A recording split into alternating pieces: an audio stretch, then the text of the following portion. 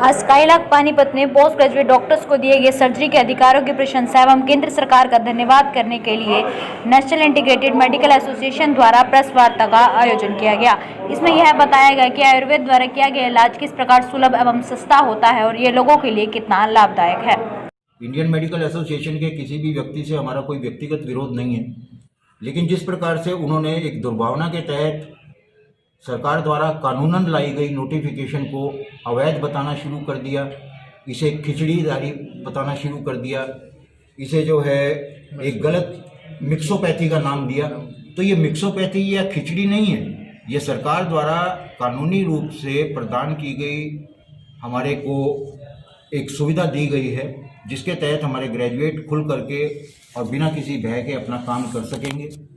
और सरकार का समन्वय बनाने के लिए, इंटीग्रेशन करने के लिए जो भारत सरकार आज़ादी से पहले भी करती आई है विभिन्न कमेटियां बना करके, और आज भी कर रही है, ये उसी कड़ी में एक और कदम है।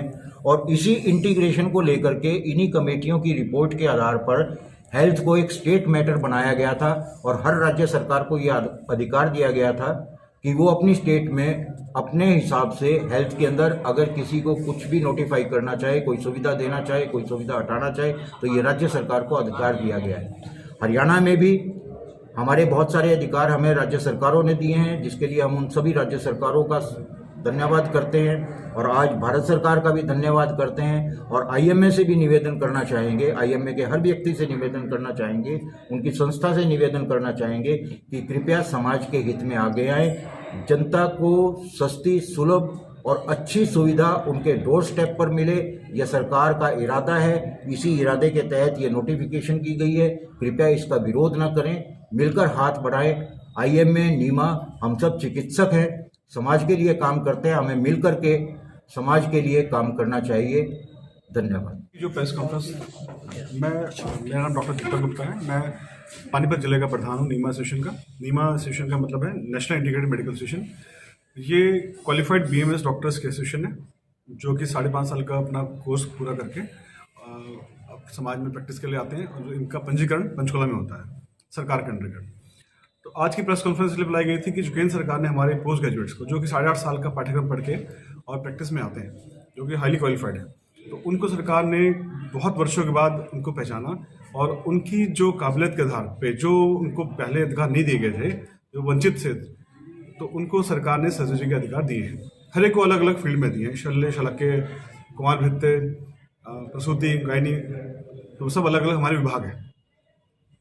जैसे कि मॉडर्न में है, उसी के कंपैरिजन में आयुर्वेद में विभाग है हर डिपार्टमेंट में। तो अब आज हम इसलिए आए हैं कि हम सरकार का धन्यवाद देना चाहते हैं कि सरकार ने अब अपनी ही देश की पैथी को बढ़ावा देने के लिए कोशिश कदम उठाए हैं। जिस प्रकार से योग को बढ़ाया जा रहा है, उसी प्रकार से आयुर्वेद की भी सराहना पूरे विश्व में हो रही है और अपने देश में तो होनी ही चाहिए, क्योंकि इससे कुछ प्रोफेशनल मतलब कंपटीशन शायद आईएमए को लग रहा होगा, वो थोड़ा सा इसमें भ्रामक हो रहे हैं, तो वो प्रदर्शन कर रहे हैं और कुछ गलत शब्दों का, असामाजिक तत्व शब्दों का प्रयोग कर रहे हैं, जो थोड़ा सा हमें बुरा लगा। जिसमें कि उन्होंने इस पढ़ाई को मिक्सोपैथी बोला, इसको खिचड़ीपैथी बोला, तो ये शब्द थोड़े से हमें स्वीकार नहीं है। खाली इन शब्दों का हमें विरोध करना है। हम उनसे आग्रह करें, जैसे अभी डॉक्टर फवाद ने आग्रह किया कि अगर सरकार ने कोई नियम बनाया है, कोई गजट नोटिफिकेशन हुआ है, तो ये बहुत ही स्टडी के बाद होता है।